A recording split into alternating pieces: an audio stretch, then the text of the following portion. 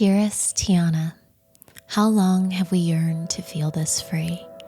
An open letter to my younger self, number 3. Dearest Tiana, I'm sitting on the beach, which I think has become my favorite place to sit. Did you always know we'd love it here?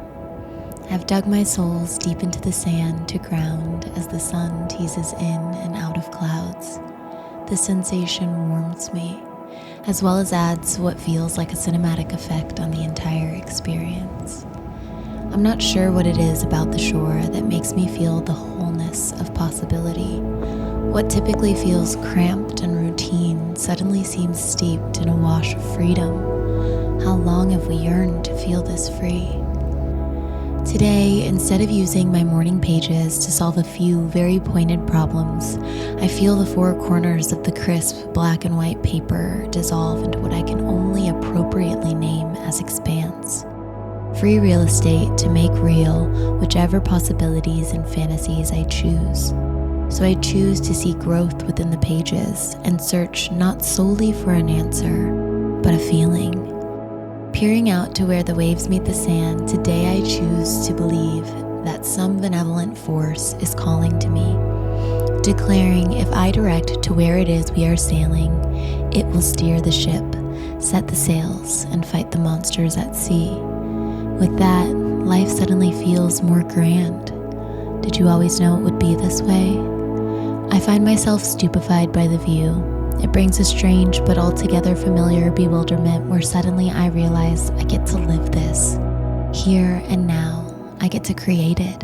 I hope you're proud of the courage it took to get here, and all the many times I had to puncture our skin to allow wings to grow in place of the wounds. Perhaps that's just the magic of the shore. When you stand on the sand and look out to everything you don't know, you find yourself face to face with exactly that, anything. And who doesn't want to be enveloped in the richness of that sensation, even if only for an hour, a minute, a breath? I think back to the time we stumbled upon that Sophie Calle exhibit on La Rambla in Barcelona almost 10 years ago. You know, the one where she took poor villagers to see the ocean for the first time. I think about the older man with the tan skin and deep-set wrinkles, so prevalent as if he were born with them. And to the story we told ourselves about the masculinity he was forced to prove time and time again in the narrative our mind created as we watched him through the projector. I think about the tears that speckled his magnificently turquoise eyes, and how he must have come face to face with the same magic I witness now when he too gazed out at the sea. It seems undeniable now. I know by the way the look in that man's face is forever imprinted in our memory. As the sun makes its reappearance, all I can think of is how I'm grateful to have sat here, for how I'm different because I have, how I hope whenever I feel I've lost my way, I know I can always make it back to the magic of the shore and continue leaning into the possibility of anything it brings, for you, for me,